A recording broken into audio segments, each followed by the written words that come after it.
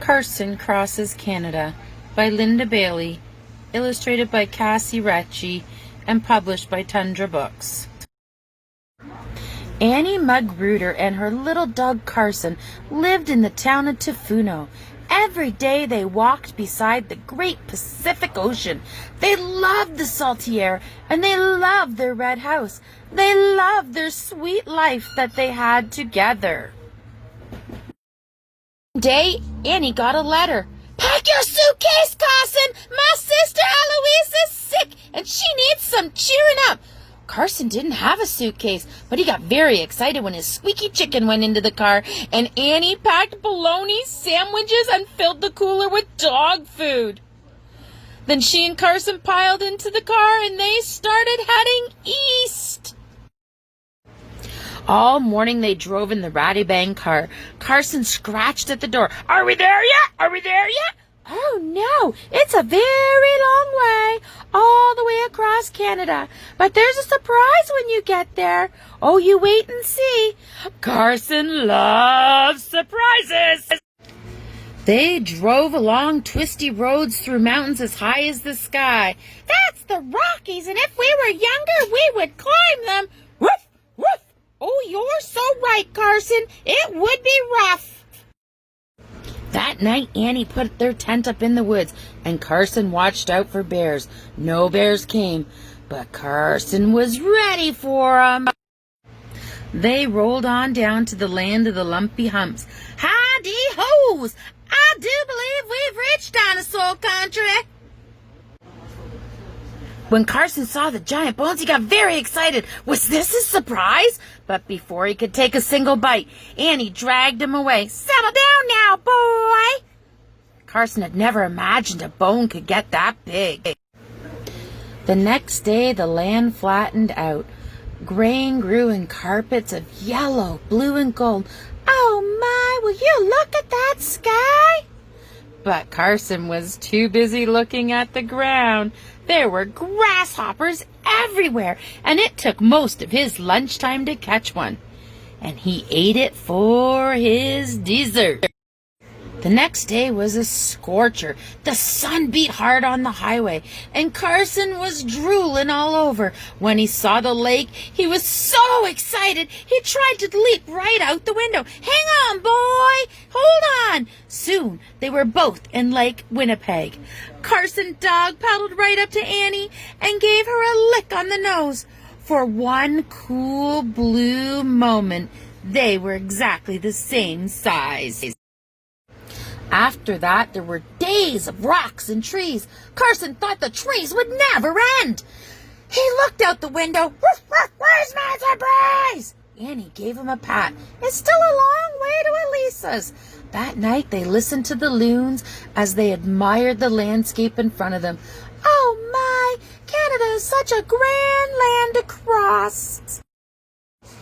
And then came a grand sight indeed, a wall of water thundering down a cliff. Carson was amazed. He was used to water that stayed flat. He and Annie watched till they were soaked all over. Then Annie went to buy a souvenir of Niagara Falls. And Carson found a nice grassy spot and left a little souvenir of his own. Next came the lively old city where people called Carson a chien. That's dog in French. They sat at a cafe and ordered a pie filled with pork. Carson didn't care what it was called as long as it had meat. He ate that pie in 2 bites. And still they kept on driving. Carson was half asleep when Annie let out a yell. "Lucky, lucky, Carson, it's the Atlantic Ocean!" Carson jumped up and ran right to the water's edge. It smelled like the ocean back home. He sat with Annie and watched the tide go out. It left a sea of mud as far as the eye could see. "Oh, no, Carson, don't you dare!" But Carson couldn't help himself. He rolled all over that seaweed. It was the best mud ever. The next day, they crossed to the island of red and green. "Oh, my, it's just like a postcard." They stopped at the beach to buy lobster rolls. Carson ate his in one gulp. "We're getting close. I hope you But Carson knew what he'd really like: Annie's lobster roll. After they left the island, Annie told Carson we're almost there. In the campground that night, there was fiddle music, so friendly and so fast it made everyone dance. Annie clapped and jigged and Carson chased his tail. And as they snuggled that night in the tent, Annie whispered in Carson's ear, "We're almost there." The rattle car drove onto a ferry, and at last we were finally there. A house stood waiting beside the ocean. It was red like our house back home, and out came a woman who looked like Annie. Her steps were slower, but her smile was as wide as the sea. "Oh my, I'm so glad you're here!" And the hug seemed to go on forever until Carson let out a yelp, and Annie looked at him and said, "Oh, do you want your surprise? Look! There he is." Carson stared. His surprise was a dog who looked so much like Carson, it was like looking into a mirror. "It's your brother, Digby. Do you remember him?" Carson barked with delight.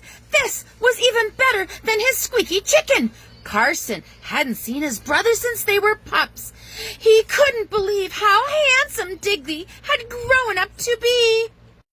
As they unpacked the car, Eloise smiled. She said seeing Annie and Carson was the best medicine in the world. In the days that followed, they walked together beside the great Atlantic Ocean. Annie, Elise, Carson, and Digby. They loved the salty air, they loved the red house, and they loved their sweet time together. It was grand. Oh, Canada.